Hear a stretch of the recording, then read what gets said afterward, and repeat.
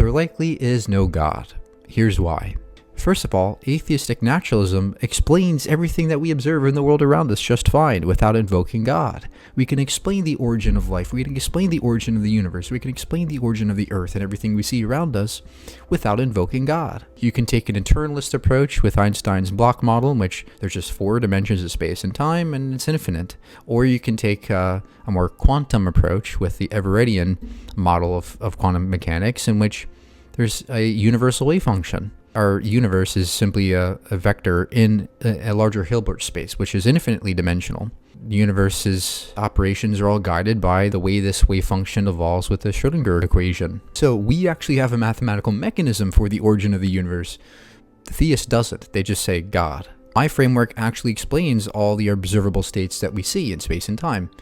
But under theism, it can't. All you do is say God did it. There's no specified metaphysics there. So right off the bat, atheistic naturalism is far more parsimonious. It's far more simpler and explains just as much, if not more, than what theism can explain, without all the added auxiliary nonsense that God comes with. Next is the antithesis of design that we observe in the world. We see our bodies, for example.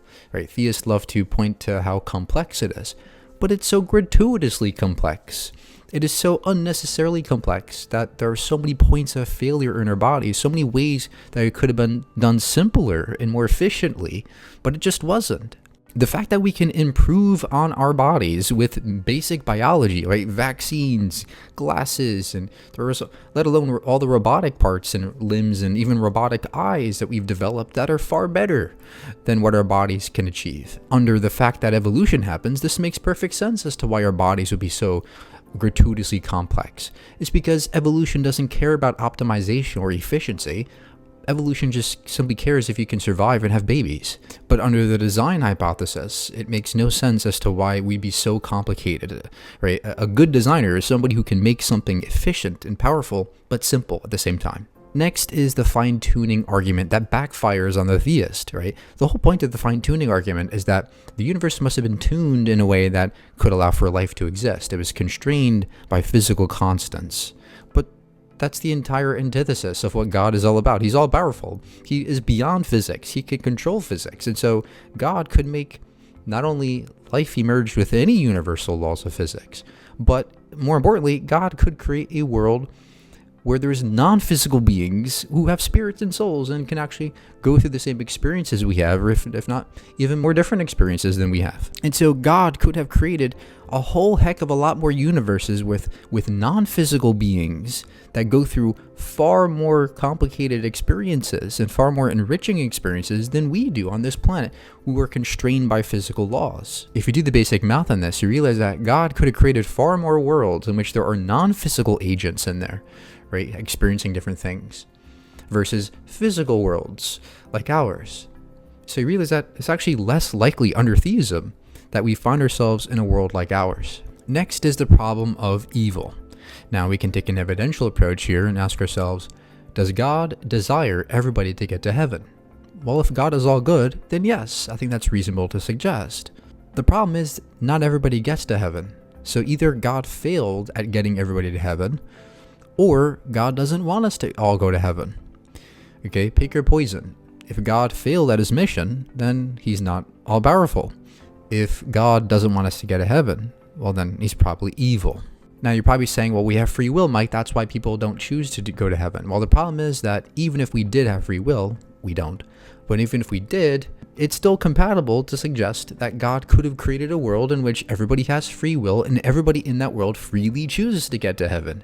So why didn't God create that world? Again, everybody is freely choosing to get to heaven in that world.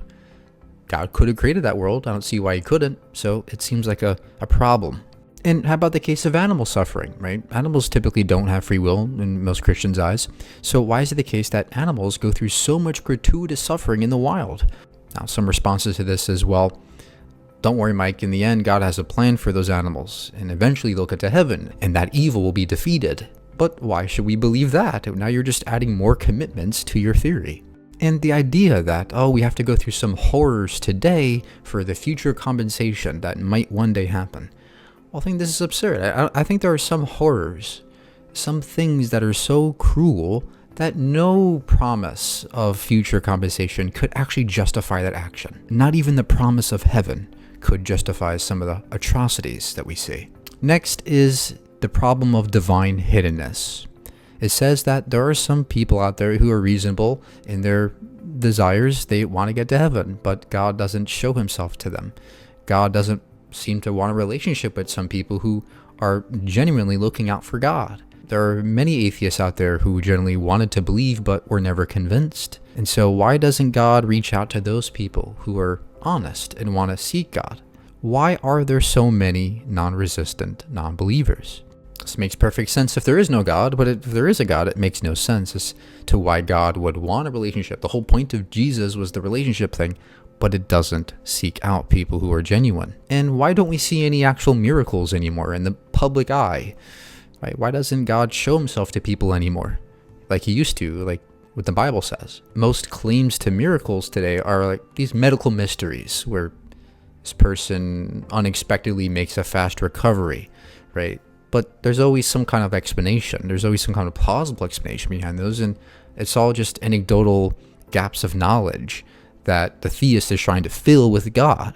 If I could pray to God and then 5 seconds later I become bald, and then I pray again to God, and then 2 minutes later I grow my hair back again, and then I keep doing this over and over, and I can repeat this over and over again, that would be fantastic evidence for a miraculous supernatural being. Instead, almost all the miracle claims that theists give us are always ambiguous or unfalsifiable, and that's where theists love to live, in those gaps in our knowledge. And finally, we can make a pragmatic case against theism. We can say that these kinds of theistic belief systems can enable extremist views, bigoted views, and even sometimes lead people into religious psychosis. It can cause a rippling effect of damage to society. I think a world guided by secular humanism, one that's guided by reason and evidence and empathy, would lead to a far better world and far kinder world than what we have today.